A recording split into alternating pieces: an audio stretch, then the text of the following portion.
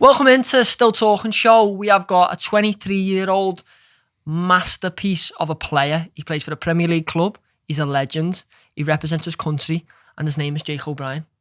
Hello, pleasure to be on here. He is also one of the tallest men in the Premier League. One of, yeah. One of. Who beat you?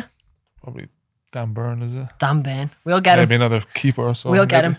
I always start the podcast sometimes with first off saying thank you for coming on. I'm super grateful for your time. We were speaking before the cameras went on. You don't have to do these. And you've chose to come on this one, so I'm very grateful. Thank you. The question I want to ask you is the icebreaker. Who is the top 5 people you play PlayStation with? I play PlayStation with? Like you're getting in right now on COD. Who are the people you're inviting to a party? Number one's probably my brother, just because he carries us. He's meant to be good, isn't he? Yeah, no, he is good. I'd absolutely tonk him on COD. Yeah, no, he's good. Just the only thing is he runs off, does his own thing, so it just ends up with all of us just chasing after him. That's and the then worst. we get killed, and it's just like, Dwight does that. Honestly, is he good? He's the best out of everyone. But he's But sometimes I've got to come behind him because he cleans up and gets kills. But like if he goes down, the whole team's done. That's it. And then you're chasing, you don't get the kills because you're about 5 steps behind, and then you get killed because you're trying to catch up, and you're just like, yeah. And normally what happens is I'm the body shield for him. Yeah. So I'll get downed and get smashed in by bullets, and then he'll kill them. Yeah. Which kind of makes him look good, but really I'm the good one. I want to go back to the complete start of Jake O'Brien. Let me see if I can pronounce this right. Yogel. No. How do you pronounce it? Yol. Wait there. Yol. Yeah, so it's like you don't pronounce the GH. Yol. To be fair, a lot of people don't get it, especially the Americans, because we get a feeling they're like Yogel, like you said. Yogel. So it's Yol. Yol, County Cork. Yeah, like YAWL. Yol. What was it like growing up there? Pretty normal. I mean, like any town by the beach. Yeah, no, grew up, all my friends, and pretty normal life. Have you always been that tall? No. So, lad. I can't say where it's come from because I'm not sure. Because it's not like my parents were super tall, but I mean, since I suppose 16, I kind of just. You're using it to your advantage, though, aren't you? Just stretched. Like we have this running joke that I'd absolutely tower you in an header. Yeah. I would, wouldn't I? Like, if the ball was there and like it got through up, yeah, I'm sliding on you, elbowing you, and then I'm going for it. No. Sorry. No. Sorry, we'll get there. I wrote down that there's a Yo-Ho lighthouse established in 1202. I thought that was cool and we could show that off. Yeah, the lighthouse, the clock 8, yeah. I typed in like what's relevant in like... What's relevant in like what's County Cork, what does everyone go there for? And I just came up with the lighthouse. Yeah, I mean we have a few, I suppose, historical stuff, like the town walls. It's just like walls where I suppose years ago they kind of just... I'm not like... like a historical person or anything, but like, I get it. Just, a few stuff that kind of, I suppose, makes the town. And then I think in summer it gets popular just because it's by the beach. So like everyone comes down and gets busier, yeah. I done my research on you and you're such an athletic child. Like you done boxing, national title at under 14 or under 13? I was 13. 13. Yeah. Hurling, national title, under 14. Yeah. You've won stuff in football. And then you made the transition at around, was it 14, 15, 16 to football? Yeah, I think I was 15 when I kind of just like cut the other sports and just focused on What was it football. that made you cut the other sports? I just enjoyed football more. I found myself enjoying it more than going to other sports. And it just, at that age, I just had to pick one because I was training 2 or 3 times a day and I was just getting wrecked. Yeah. Where does the love for sports come from? Is it where you grew up or within the family? Like, is everyone, all your siblings, sporty too? Yeah, I mean, it's big in my town, but I think my family's just a sporty family. I mean, we've sent my brothers, my sister, we've done all the sports as well, not just me. Mom and dad were all sporty. We're always into that kind of thing. Yeah. Do you know, I wrote down a statistic that like some of the oldest hurling players, are like 47. 52 after football. Would you ever go back to hurling? Possible. Oh, yeah, brother. I mean, yeah. That'll be legendary, that, you know. Possible. Yeah, I mean, it's a great sport. I mean, if they've never seen it before. I've never seen it. Like, I was watching it yesterday. Who was playing? Cork and Tipperary. Who so won? Cork is like where I'm from. That's your Cork, team. Yeah, so we're kind of Cork are like up there now. Okay, so they're like competing. Like we're up there years ago, kind of had a small drop off, and we're back now. So if you did go back to hurling, that'd be the team you want to play for. Yeah, Cork is like the highest you can play, and then Youghal would be my town. Oh, your town. So for someone who's never watched hurling, explain it to me. It's the fastest field sport. I think this is field sport. I think it's what you'd say, fastest field sport. I think it's just such a physical sport, but it's such a skillful sport as well. So you have I suppose it's like a stick, but you call it a hurley. And then you have the sliotar, which is like that ball. The ball, did he catch it in the top? You catch, so you have it in hand, you throw it up and you hit it, and you try to hit it over the bar. So if you get over the bar, it's 1 point. In the goal, it's 3 points. The pitch is bigger than a football pitch, so it's like, well bigger. A lot of fitness. How many people per team on 15. the pitch? Is the contact? Yeah, a lot of contact, yeah. Is that? Yeah, there's no diving or any of that.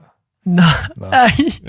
And what contact we talking, like elbows and fights and elbows, fights, and hurleys getting broken off and other. Oh my God. And for someone of your size, is it a benefit or not a benefit in hurling?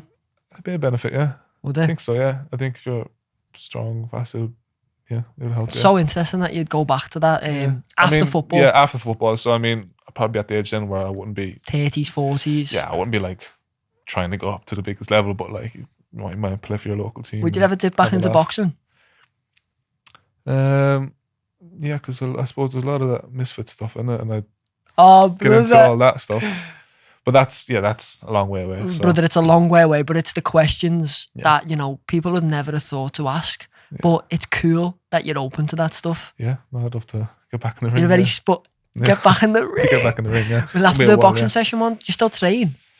Nah, I don't really have time, but maybe in the summer, hit a bag or... That's so interesting. I'd love to do a boxing session with you one day. Are you hard? Yeah. Can you box? Hard. Like, that's a scouse thing. Yeah. I mean, like, if we sparred. Yeah, I mean, I'll have you, like, yeah. You know? I hope so, like, yeah. Wait there, what weight are you? Right now? Yeah. Maybe, let's say fighting weight. Let's not tell people what fighting weight. Well, you were a kid, weren't you? Probably super heavyweight, maybe. What a super heavyweight be? What's the super heavyweight? That's what's the lowest point in that? A super heavyweight, is that? Yeah, but Claude, are you getting it up? We'll get a super heavyweight. Is that like a super heavyweight? Is that like John Jones style? We talking like Tom Aspinall in there? Probably, yeah. Super heavyweight is 91 kilograms. 91? Yeah, it'd be super heavyweight, yeah. Definitely super heavyweight, yeah. So yeah, some big boys in that, like. Lad, there's some big boys and then you're backing yourself. I mean, like, against who, like? I don't know, but them super I back myself, but like, can punch you hard. There's big boys in that, like Tyson Fury and all them. Yeah, they can punch you hard. Like, and like, they're all different sizes and shapes, which that's the weird thing with super heavyweights. But fighting weight, you might come down to about 80s. Nah, not 80s. No. High 80s, maybe. Brother, I mean, I'd be, yeah. The day I see Jake O'Brien getting them gloves back on is the day I want to be ringside so I can watch you fight a super heavyweight. Yeah. That'd be so fun. I've got down here and I've seen it in your Everton interview that you obviously came out and told people you got type 1 diabetes and you got diagnosed at 16. 16, yeah. 16 years of age. Like, you've spoke about it many a times, but it's something not many people have came out with or even had in the professional sector. Yeah. What's that like to, I don't know if this is right to say, but be one of the first to spread awareness around it in such a professional sport? Yeah, I mean, there's a few that has it. I know there was Nacho, and I played in Madrid. Yeah. There's Dolberg, so you say it. I think there's probably a few more that haven't come out, or I think it's becoming more popular, but more people are kind of getting it, more kids. So I think, the next few years, more people will come out with it. And it doesn't affect me. I mean, it's not the best thing to have, obviously, but no, anyone that has it can do anything that a normal person, you can do everything that a normal person does, but you just have to look after your body. How does that affect the day-to-day life to manage the type 1 diabetes? think you're, I suppose, always just in contact with your phone, I suppose, in terms of looking at where your blood sugar levels are. Because yours obviously won't move much because basically my pancreas doesn't work, yours does. So you have food, carbs, insulin comes and just levels it out, whereas mine doesn't work. So I need to. Have you got to constantly track that? Yeah. How often are you getting your phone out every day and just looking? Every hour, or else I can just feel it. At this stage, I just feel how I am. I know what my. That's so level interesting. is, yeah. How do you manage that in a game? I think I just had so many games now. I just know how my body reacts. So typically for me, it goes up because adrenaline would spike. So I kind of know it always just goes high. So I mean, yeah, no, just kind of I might have to inject before or midway through. And Can you do that yet? Like in the changes, if you felt yourself going down, you're like, oh. Well, if I go down, you typically have to have sugar, and then if you're going up, insulin.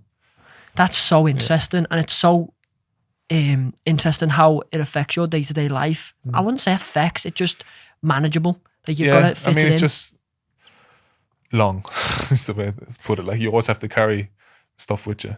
Have you got like let's call it a type 1 diabetes bag, like with sugar? Yeah, I mean it's just like my wash bag. I carry stuff in it, and then I have this thing on my arm here that basically just tells me what I am the whole time. So that's probably the most important thing. So that helps you track it's dead easy. It just kind of connects with my phone, and my phone tells me what I am. When you found out you got it, did it affect your belief in what you'd be able to become? Not really, because I don't know what it was. So I kind of, they told me I had it, and I was like, "What is it?" How do I have that? Like I don't even eat that much. You know what I mean? I was like this as well. So I was like, how do I have diabetes? So no, it's more so just like a educational thing of learning how to live with it and what it is. And so far, you're pretty living with it well. It's like, can it ever get worse? Can it progress? Can it? Yeah, if you don't look after your body, you can go down a slow. A bad spiral. Yeah.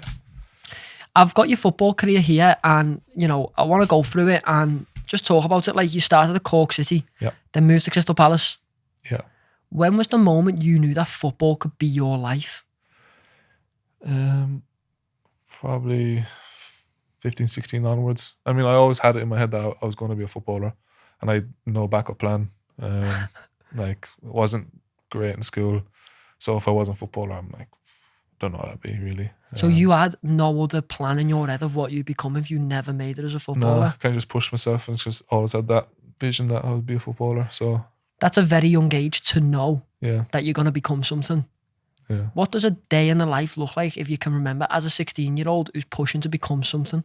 Like, because I suppose pre getting diabetes, I was always in the gym trying to put on weight because I was always lightweight.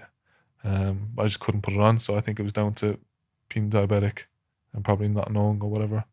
And then I got diagnosed, and I was just in the gym every day because my one of my friends owned a gym.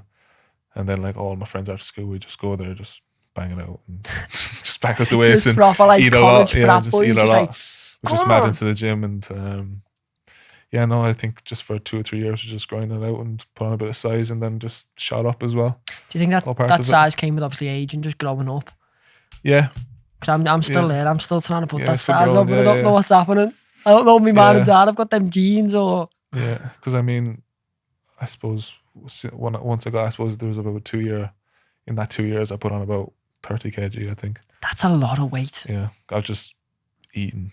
Really? Yeah, just. Is that really what you did? Because I want to put size on. Yeah, because I was small, but I suppose insecure. But I was always small. Well, not small, but like a bit lightweight, and I knew that was kind of my thing that was holding me back. So I was always eating a lot. Yeah. So at such a young age, you were very self-aware. That you knew that your body weight could hold you back if you were too little. Yeah, I wasn't like tiny, but I knew that I needed to put on size for it to go to the next level and stuff. Yeah. It's interesting because the position you're in now, you're absolutely killing it. You're repping your country. You're playing for a Premier League club. But to be self-aware at such a young age about how you're feeling, and if you are feeling insecure about something, did you deal with that yourself, or did you speak out to your parents about that? Like, how did you go about that? Because that's such a young age. Yeah. I think I was always kept everything to myself. Are you still like that now? Yeah. You're a very closed book. Closed up. I think I would be. Yeah. I mean, I wouldn't even, some stuff I wouldn't even, I'll go back to my missus that I just keep to myself. Why do you think that is, Jay? I think it's just who I am. Yeah, just naturally closed.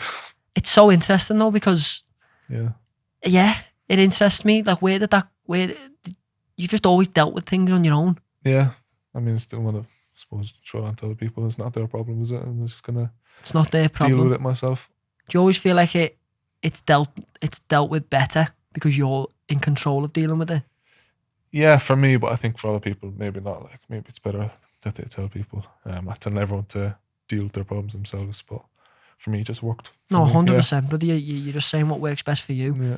It's so interesting though, because as a footballer, you know, someone whose job is in the limelight, there's a lot to deal with. Yeah. Does it ever feel overwhelming to like be performance heavy? Like, you've got to perform, then you've also got to come home and soon to be a dad. Yeah. And you've got to be a partner. Yeah. And you've got to go back to that high performance state. Yeah. No, it is hard. I mean, if I don't perform well after a game, it always kind of dwells on me. Like other footballers, I mean, you don't sleep after games and you're always thinking, what could I have done better? So I'm always thinking that. I mean, even so often I go home, it's just like, I'm not myself, but I'm just always on my phone looking, what could I have done better? It's so interesting you say that, because sometimes it's hard, as a fan myself, I can't speak for other fans, but to see how a player deals with maybe getting beat or doing that. But you've just mentioned, like, sometimes you won't even sleep and you're like thinking about how you could have been better in that game. And even if you play good, you're always thinking not even about what you've done good, what you've done bad. Yeah. That's so interesting. And do you think that like most footballers feel like that because they care so much and they're so high achievers? Yeah, I think I think certainly in the Premier League or a high level, I think they're always looking to be better. So I think you're always looking at what you could have done better. When you move from Cork City to Palace, that's a big move. Yeah. Move to a Prem club. Yeah. In your head there, you were a young lad thinking, this is it? Not really, because I still had a long way to go. I mean, I went to the 21s, but I initially went on a loan, just because there was some issues with moving over on a permanent. And then after a few weeks, they triggered to buy me permanently. So that was good. But I went over during COVID, so like there wasn't much going on. Yeah, there wasn't much going on. I was in a digs, and it was just, I suppose you're locked away and you're not. What was that like? Just play PlayStation, wasn't it? just train, came home, played PlayStation, and yeah, not much going on really. I don't think people realise how much like footy players play the PS. Yeah. It's such a safe haven for you to enjoy yourselves. Yeah, because you so much time in it, just and then it's a way of interacting. And it's so cool. That I found it cool like when I found out like the lads were on cards and I was like, oh, we can play for dance together. Yeah. I think it makes you so much more relatable, and I think it's my job to bring that side out to you. Yeah. And yeah, I just think how like, you know, you have a regime, is it? Like a schedule every day that you sit to. Yeah. But then it taxes so much of your energy. Yeah. You still got half of your day. Yeah. It's so interesting how like that dynamic works. Yeah. When you went to Palace, you went on loan to RWD Molenbeek. Molenbeek, yeah, in Brussels. Have I said that wrong again? No, Molenbeek. Molenbeek. I said Molenbeek. Molenbeek. Yeah, Molenbeek. What was that like? No, I loved it. I mean, I won't lie, when it first came about, I was a bit skeptical about like. Why do you feel like you were like not going downgrade, but you were like going from Palace? Just because it was different. Because I'm going, I suppose, to the continent and then over to Belgium, and I wasn't sure what it was like, and it was the Belgian second division, so I don't know what that league was like either. But no, I just had a few conversations and went to look at the club. I know they presented a good project over there, and I just said, yeah, why not? If I do good here, then it'll just open me up to Europe. And is that exactly what happened? You performed at that, and then it opened you up in all markets. Yeah, because I thought it was a football that kind of suited me. I don't think I played in Swindon here in League Two, and I just didn't think it suited me just because it was just like, you know, back to front, and yeah, no, it just didn't suit me. And then I went here and it was a bit more football, like playing football, and that was good. I mean, I learned a lot over there in terms of playing football and living away. When you're saying what you're saying about the loan move from Palace to a second division in Belgium League, a lot of footballers will see that as like a downgrade. Yeah, and yeah. a lot of footballers won't do it because they're like, I'm not doing that. That's what I mean. I mean, when you're like, even as in Palace 21s, I mean, there's a lot of players that don't go on loan and they think, oh, my first loan, I go straight to the champ. Oh, I'm just like, you gotta be realistic as well. You gotta, just gotta go play games really. And But look how that's yourself. paid you back. I think Yeah. a lot of people can learn from this. People who want to be professional in any sport. You've took that risk. You've took a massive risk to go and play in a completely different league, completely different place. And you've learned so much in your game and developed Yeah. that you became more valuable to Yeah. the teams later on. And now you back in the Prem in a starting 11. Yeah. It's like a nice up, come flat out and then go back up. You're just Yeah. constantly learning. But I've noticed, growing up, there was people in our school who were in the academy that felt like it was a downgrade if they went anywhere else and they wouldn't leave the Yeah. I 21s. think that's the problem though. A lot of academy players is they think they're in a Prem level, but you're not. There's such a high difference between, say, a 21s and a first team. What is that difference like? Is it massive? It is massive, yeah. What's the Yeah. main key factor? What is it? Pace, strength? Everything. Is it Yeah, really? it's just because I think in academy you're just developing and trying to learn how to do this, like this, and then first team is just results. You just got to be good enough or you're not really. And then you came back from your loan move from Molenbeek, Yeah. and then you signed for Lyon. Yeah. Brother, like, talk to me, because when you sign for clubs like Palace, Lyon, you get that like, my God, it's a massive Yeah. club, it's huge. Yeah. No, I just felt like I had to move away from Palace just because I was in the academy and I think they always seen me as an academy player and it was hard to make that step up. And I spoke to, it was John Texter, so he owns Palace, Molenbeek and Lyon. He just asked me would I go to Lyon, and like I wasn't guaranteed to So go and all start. three of them clubs, are all three of them clubs brother and sister clubs? Are they? Yeah. Oh my God, so you've went from, Yeah. so the same owner owns all three clubs? John, yeah. And you know John personally? Yeah, Like, John's a good guy. Yeah, I still keep in touch with him today. I mean, I went That's to so the sick. Lyon United game with him and no, he's a good guy. Oh my God. So it's a big conversation right now in the footballing game of like, can brother and sister clubs like help each other out and Yeah, send yeah. players to each other? Yeah. But when you actually think about it, them being brother and sister clubs has developed your career. Yeah. That's so interesting. Yeah. No, he That's- just asked me to come to Lyon and but I wasn't guaranteed to go in and start and whatever, so I just kind of went over. I obviously knew the club and I backed myself going over there, and it took 2 months or so to get into the team, but I loved it over there. Take me through that, because you are literally a fan favourite in Lyon. Like, the fans love you. Any support, they always give you support. Like, even though you didn't outplay for Everton. The Jake O'Brien effect, like what you transitioned your whole footballing career, I'd say, in Lyon, Yeah. and just made like a click. What went through your head to like, I don't know, was there a hunger change? Was there I think where we have a connection, I suppose, with the fans is just because I give 100%. If I'm good or bad, I just always give it all. And I always kind of connect with the fans anyway, if that's on social media or if I meet them. I suppose I always like to connect with them, and because I mean, like, as you know, football's nothing without them. Like, and I just now wherever I go, I always feel like it's important to have that connection with the fans, and now they appreciate it. So I think what you said there is huge. Like, football's nothing without the fans. Yeah. I think, in today's game, sometimes it can feel different, but what you said there is huge. And no matter if you play good or bad, you've always give 100%. Yeah. And that's all fans want. No. How cool. Yeah.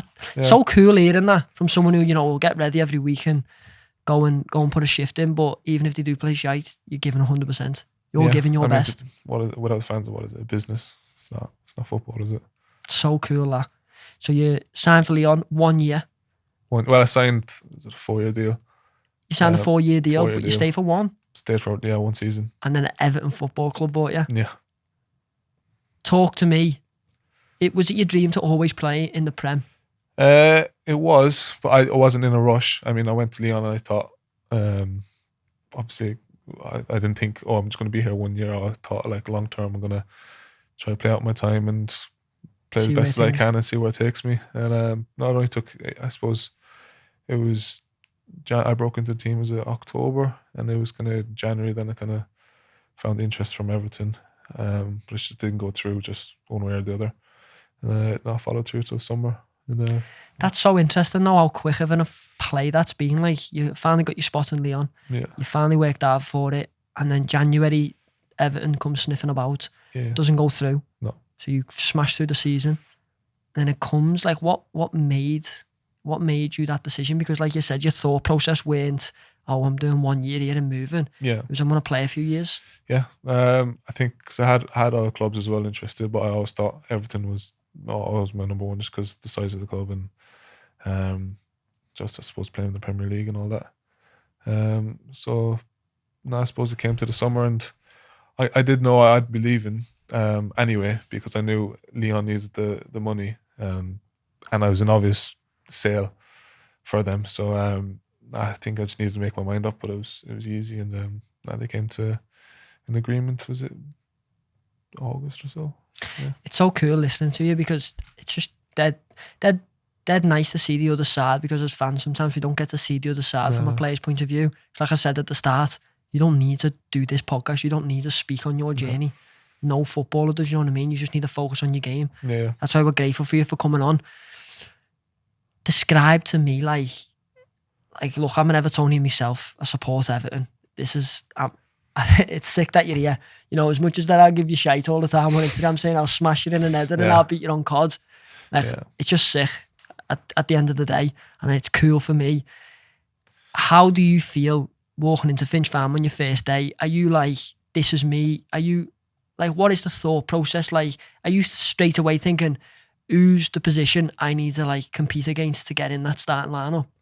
Yeah, well, I mean, I knew the squad, and obviously my position is not an easy position It's not an easy position to come into, and I mean, every player is good, and you won't be playing the Premier otherwise. And same as when I went to Lyon, I knew I kind of had to still prove myself. So no, it took time. I mean, a lot of time, 6 months or so. Took a lot of time. Yeah. A lot of fans. Yeah, no, it was frustrating. Yeah, so I didn't think it would take that long. I thought I'd get at least a better chance to show what I was about, because I feel like there was a lot of question marks over how I play. And then some fans were thinking, oh, maybe he's shite in training or something. And I'm just like, well, I can't even show what I'm you about. Can't like, answer I because can't you're not even getting a answer, chance. and I'm like, I'm not even getting a chance. So, it took a while, but happily, I got my chance. Was the wait worth it? Yeah, it was a long wait. It was a long way, yeah. But now you're getting regular minutes. And I speak about positions, and I seen the interview you did with Everton, and you talked about playing all over the pitch. When you were young, you were striker, midfielder, and then you just gradually dropped down to defence.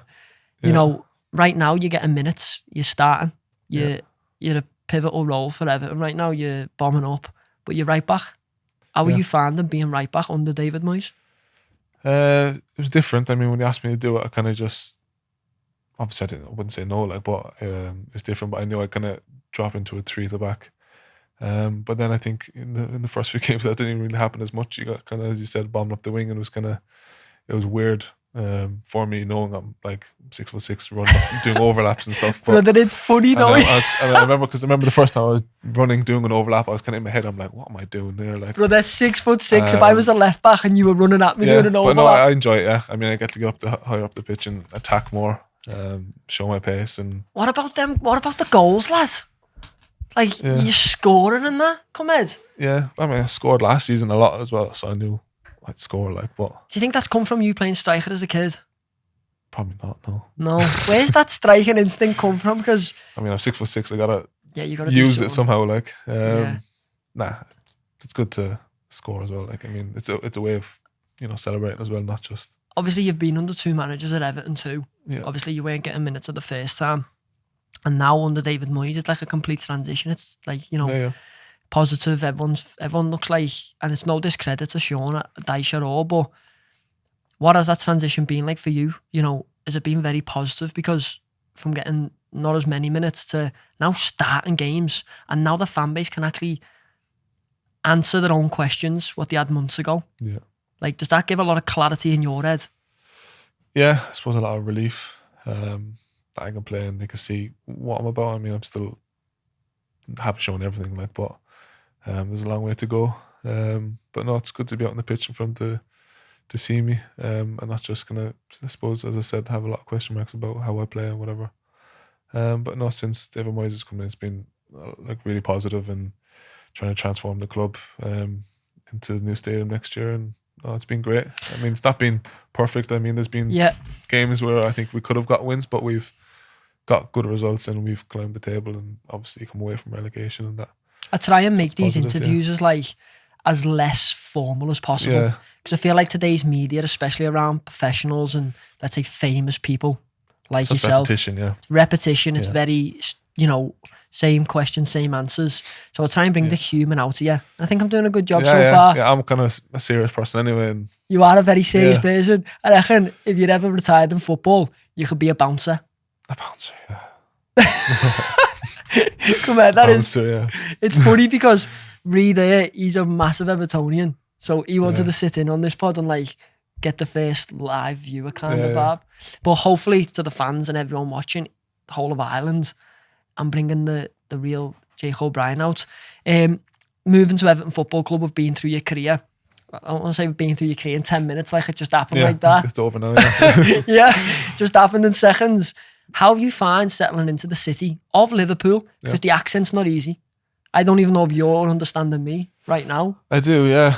But I mean, it's all right, yeah. I mean, it's similar to, I think the people here are similar to the Irish people. They have a sense of humour. And it's I wouldn't say a dark sense of humour, but we make jokes and it's just like, if you make that joke anywhere else, people are like, well. Yeah, they'd look like, who's this idiot? There's a lot of similarities and it's a quick flight home, isn't it? So it's easy for the family to come over here. And it's such a quick flight. Is it just like Ireland? Is it the Dublin flight or Cork? Cork. How long's that flight? 45 minutes. Oh, it's just like Dublin. It's so cool the way you can just fly back and forth. Because in Lyon, the flights it was kind of a disaster. I mean, you have to either go Lyon to Dublin and then drive 3 hours, get the train to Paris, and that's 2 hours, and then what was it? Another 2 hours again to. That's a nightmare. So it's a two-legged thing. So I'll get onto this later, but obviously your partner came to live with you.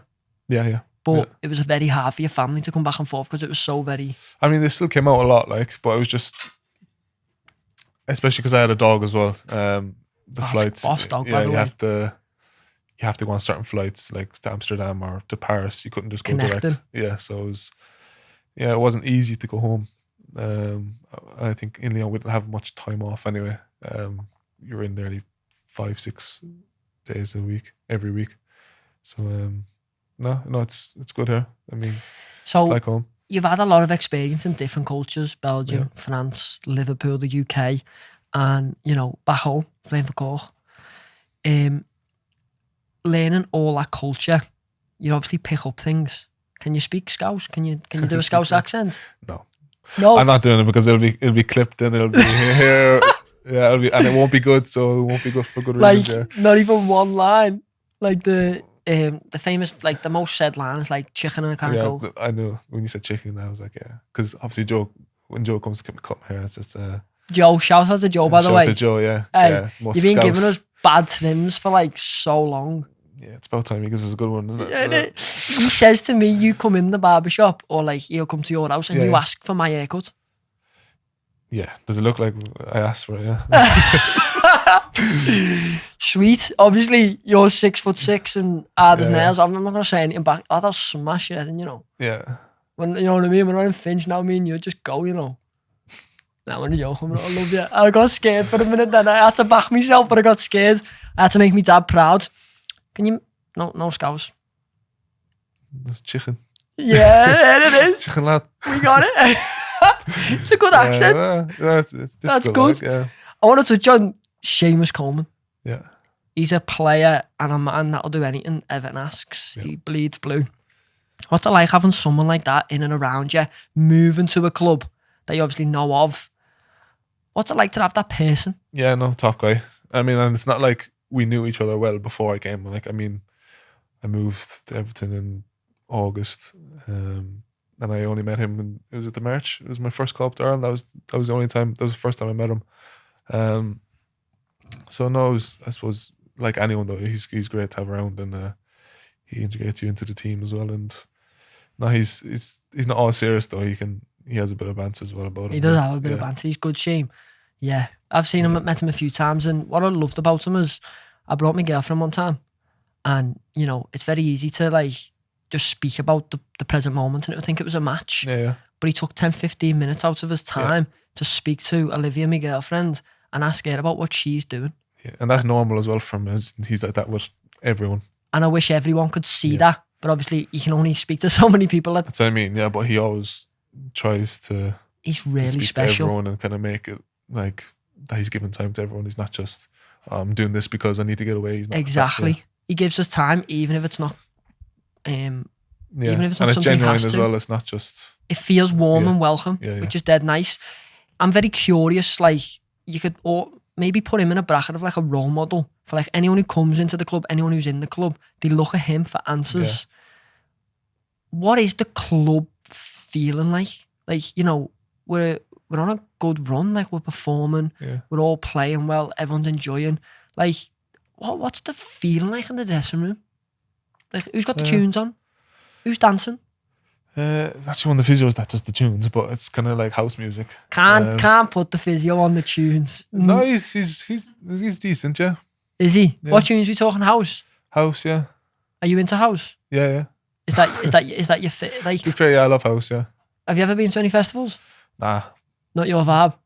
Nah, I mean, on holidays I go to like, I suppose I like, and in restaurants I can just get a bit lively and stuff, but I don't actually go to I don't really have, not that I don't have time, but I'm not going to go to a house festival with my missus. Like, I'm like, do you know what I mean? Lad, Like, it'd be such a sick Instagram just picture. Like, just me and my missus. Just, If we seen you just bopping like it, shades on, I'd picture you in like a salmon shirt, Nah. top buttons undone.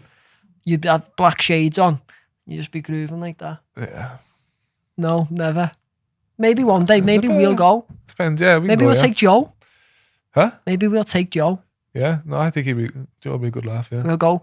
I've noticed you're very close to Jesper. Yeah.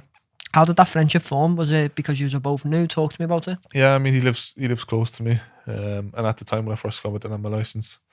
So, I mean, he was just giving me spins every day. So we just kind of, I mean, I worked each other for 2 hours in the car every day. So I mean, just chatting every day. And Describe to me what that 2 hour car journey's like. Because from when you first met each other, like, you don't know each other. You're just looking at each other like that. Like, yeah, I mean, it wasn't from the get-go, but like, I was just getting drivers every day, and it's just like long getting drivers, and you know, have that, I suppose, that freedom of going yourself. Can you book Jesper? Like, can I ring him and book him? Will he drive me? You can try it. Like, I'm not sure I'll give you one, but Jes, will you give us a lift anywhere at once? Cheers, Jesp. But like, you know, obviously, it's not in a forced relationship, but you had to get a lift somehow, and drivers were getting along.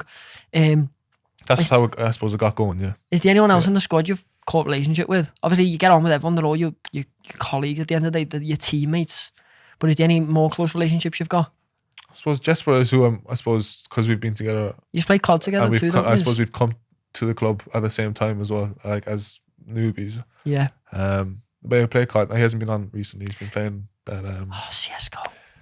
CS:GO and that, the one on the PC and stuff. Oh, brother, what's he doing? It's nothing, so he hasn't been on. Do you need someone to carry you? I'm struggling sometimes, yeah, to have people on. I mean, I found myself yesterday playing by myself, so. Oh, lad, I promise you right now, you've said that, you'll get so many message requests on Instagram now with PS names saying, I'll play with you. How'd you get a squad like that? Ever thought about streaming? No. Not you. Not me, because I'm not like the most like, but like, it's not like, I think for streaming you either have to be really lively or be really good. Really good at a game. Of them, so. And you're none of them. I'm not really lively, I'm not really good, so I'm like. I find it dead interesting though, because you are such a serious bloke. Yeah.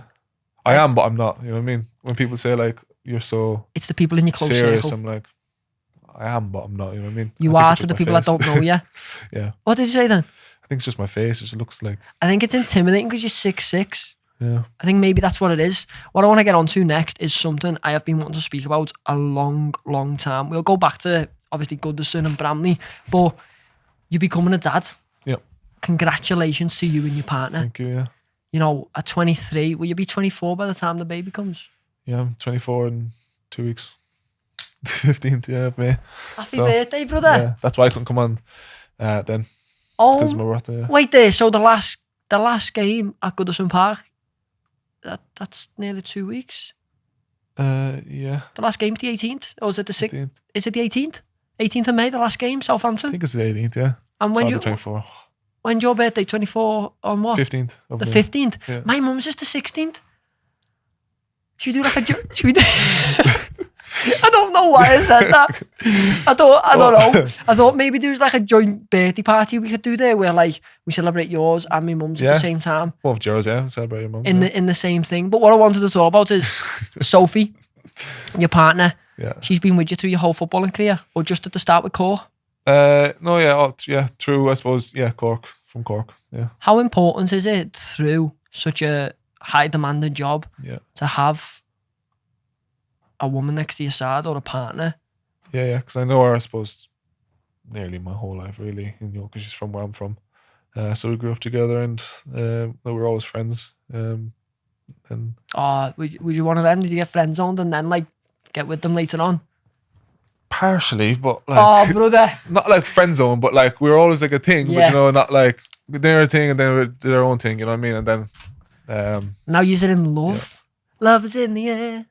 Do do do do do do. Love is in the air. Any baby names? Or you're not allowed to but say? I'm not allowed to say. You've got a baby name, but you're not allowed to say. I'm gonna guess. If I say it, I'll be killed, so I'm not gonna say it. I'm gonna guess. I'm not gonna say it, so go on. Jake Jr. No. It's come up, but like, nah.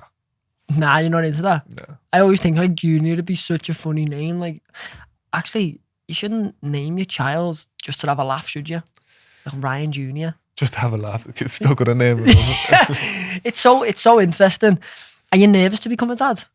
Not really, no. No. I mean, like, my life is simple anyway, so.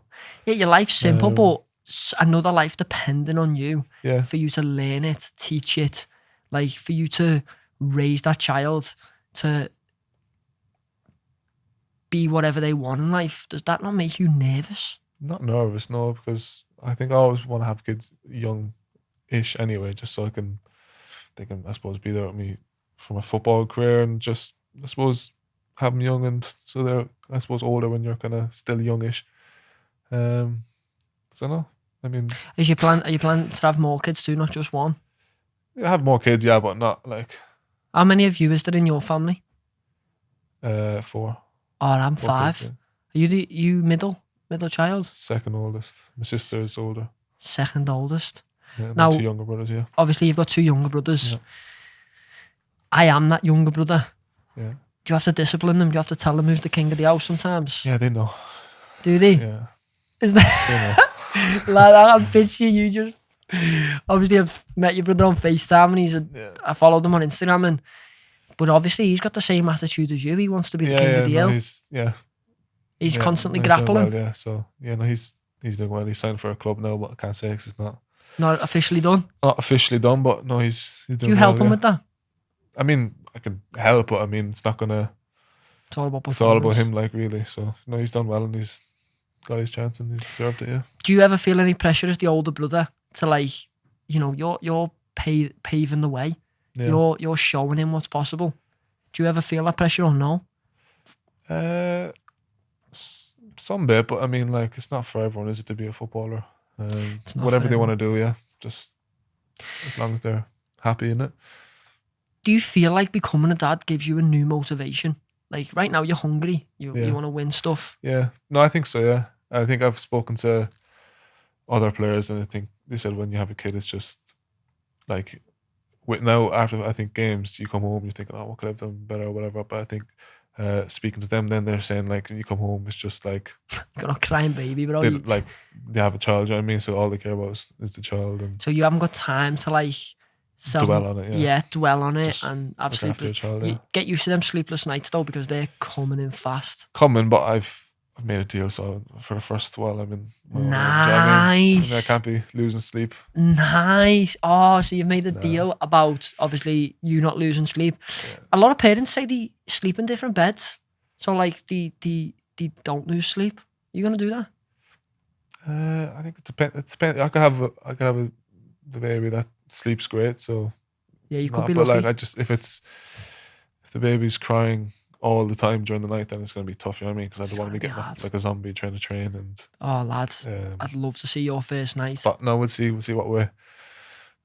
Obviously, if he has a bad baby is, game, yeah. now we know it's just because the Yeah, I'm baby. gonna And blame the baby. that. No, actually, that sounds so bad, innit? Yeah, We'll blame Sophie.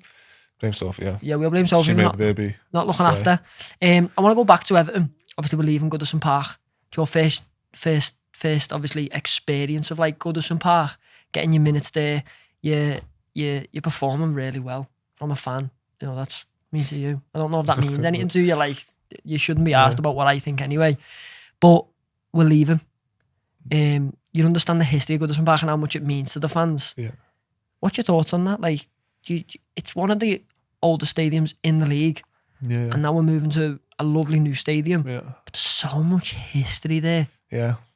I mean, obviously, I've only been here a year, but I think you always see it in like on media or just listening to people around the club that have been there years, and yeah, no, you can see it in like on game days that it is historical and it looks historical. You know what I mean? That's what I mean. Everything about it. And just the fans is. I think it's if you're coming to play against us, I think it's intimidating just because. You think so? I think so, yeah. Just because the fans are on top of the pitch and they're right on top of you, so I think it's not an easy place to play. Would you ever want to play at Goodison being the away team? No. I mean, I don't think anyone does really, do they? No, yeah, you're so right. It's so nice to hear a player from the club that obviously I support talk about the fans like that. It's so nice. Yeah. Because, you know, this might be a professional setting, but it's not like official. It's more like, you know, it's not repetition. Yeah. It's you being honest. And I really like that. And then you move into a new stadium. How excited are you to play in that stadium? No, it looks great. Like, so, as sad it is, I suppose, leaving, I think it's the right time, isn't it, to kind of, I suppose, kick on and start something new, and I suppose try pushing on and getting up that table. And Changes growth in it, brother. Yeah, Changes I think growth. eventually you're gonna have to do it.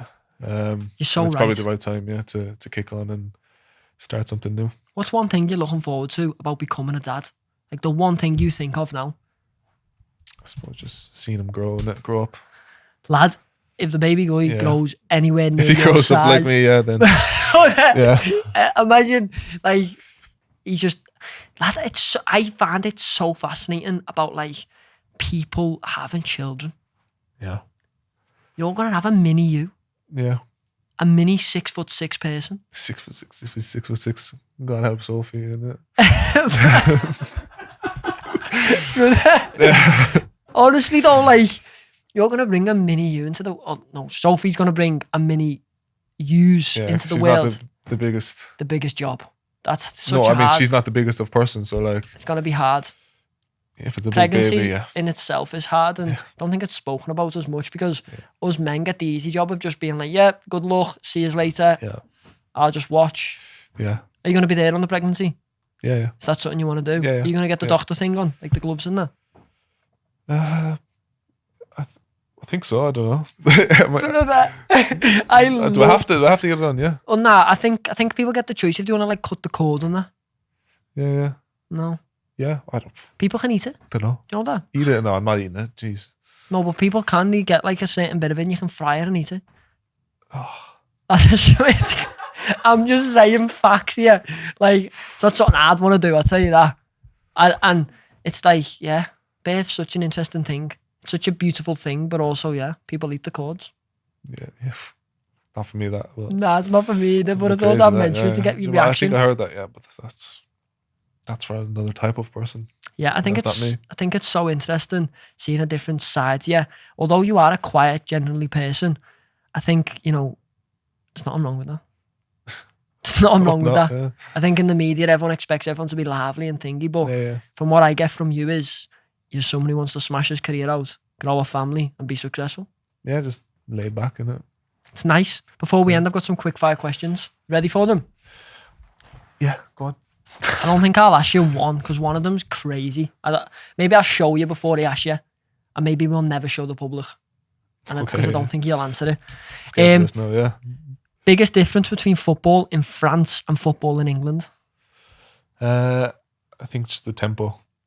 I mean, you don't get a second to think on the ball. I mean, everything's just so fast. In England? In England, yeah. Like France is obviously a high tempo, obviously, but I think you have a bit more time On the ball. on the ball. Here, I think it's just a bit more direct. That's why they call it the best league in the world, don't they? Yeah. Everything's like boom, boom, boom. And I don't think, like, even when I'm watching it with my dad, massive Evertonian, he'll watch it on the telly and be like, just pass the ball, or what are you doing? Why have you lost the ball? I'm like, Dad, it's moving at 100 miles an hour. Yeah, it looks easier on TV. You're watching it on a 4K plasma in the middle of your living room. He's got like a beer here and he's slouched. And I'm just saying, Dad, understand that it's not as easy as you're thinking. Yeah. Yeah, it goes so fast. First car you ever had? Seat Lyon. Seat Lyon? What does that look like? It's like what plate? A white Seat Lyon. 2018. Oh, lovely. So yeah, no, I was lucky. So no, my stepdad helped me out with it. Lovely that. Are you a good driver? I'd say so, yeah. My missus says no, but she's a nervous driver. And Is she a nervous driver? Yeah, my mum, is a bad driver as well. I always say my girlfriend Olivia's an awful driver. I just feel like she's just not in control of the car. But they're just, because they're not driving, they don't know what's going on, and they just, any bit of a break, and they're like, oh my God. I feel like I'm sitting in the car in front with that close to their back bumper. Oh, as in when she's driving? When she's driving? Yeah. She Sophie's brakes I think Sophie's a nervous driver. by the exhaust. And I'm thinking, what's going on here? I'm sitting in that car and I'm meant to be with you. Yeah. It's insane. Or when they're turning, they take about 10 minutes to turn. Waiting for the car there. It's about 2 miles up the road. Your life insurance must be skyrocketed when you're driving or Sophie's driving and you're in passenger. Hey, do you have to get cars manually fitted like Shaq O'Neal? Nah, I just have to sit back in it. So just sit back, head out the sunroof. So do you know, if you've got a car with a sunroof, can your head come out? Nah. Brother, that would be fucking great as a picture. See my eyes coming out of that. BMW should sponsor you and make a car so your head pops out, and then they should like take a. That'd be a great picture. That honestly, if your head just popped out. No one's my neck out of it. Yeah. Your neck. I always say I've got a big neck. Think I have? Yeah, you do. Yeah. You're meant to say no there. Because you're sticking out of that. No. No, but let's see yours. Yeah, it's a big neck. Like your body matches it, though. Mine just doesn't. One thing about being a professional footballer nobody tells you about. One thing about professional footballer that nobody tells you about. I suppose it's the free time, really, isn't it? Just like you live an ordinary life anyway. Not that no one tells you about it, but it's just like I think a lot of people think that you play football, you go, you're out on the weekend, you're doing getting a plane here, you're doing the lavish stuff, and it's not really like that. It's just like it's just like same thing every day. You're more normal than people think. Yeah, I think a lot of people think that you just live like a high-end lifestyle. Yeah, you're in Paris on Friday. Like, don't get me wrong, you can do nice stuff here and there, but it's not like all the time. And yeah, it's not like you see some people try to put it out on social media like they're there, but they're not. You know yeah, they're on PlayStation at 6 p.m. every night because the routine is. Was in the photo shoots out with the car and all that. It's not like that. It's so interesting that you've just said that because a lot of people do pretend they live that lavish lifestyle. Not even footballers, just in general. Yeah, and I think that pissed me off about it being in the academy as well, because I've seen a lot of people, I suppose, on my team at the time, and they're doing like, they're going to these clubs in the weekends, getting out of the cars and they're getting the photo shoots, and I'm like, what are you doing? Like, you know what I mean? What are you doing? You're not even first. You haven't even made it, and you're making it as if like paparazzi are waiting for you. Do you know what I mean? It's your friend taking a picture and you're putting it up that like they're just being caught on the slide. And then, they're wearing all this expensive clothes, and I'm like, do you think that's the difference between making it and not making it? I mean, you're gonna get them people, but like, yeah, most people that the good guys, they're not like that. You know what I mean? They live ordinary lives. Obviously, they can treat themselves the odd time, but it's not like that. Not like it's social media is fake. It's so eye opening. You're so right. Social media is faking. It's up to people like yourself to show the real side. Yeah. And I think that's why you've came on today. Yeah. To show the real side of a footballer's life. That we you know, we earn good money, but we do live normal lives. Yeah. We play PlayStation at the end of the night, just like everyone else. It's like everyone else, yeah. This is the question that I'll show you before I ask, and I don't think you'll want to answer it. I don't. Like,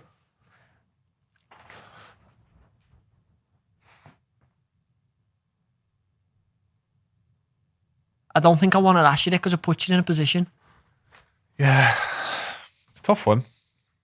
Maybe you'd answer it off the pod. Yeah. To be honest, it is a tough one because It's hard. Maybe we'll keep the audience guessing what the question is. you want to do both. That's what you want to say, yeah. Yeah, that's the answer. You want to do both. Yeah. You want to, we'll leave it at that. Yeah. Is there anything you want to promote? Promote? I normally give people the chance to promote anything. Maybe we start a baby merch line. I have a new company actually. No, I don't have a company. Lad, Yeah, you thought I was going to say. you had me on the ropes then. Was you Nah. going to say a joke then? And then you thought, nah, that's too dark for this pod. Nah. No, you said promote as if like I have something to promote. I thought, I always give No. chance. Thank you so much for coming on No, today, pleasure. Dover.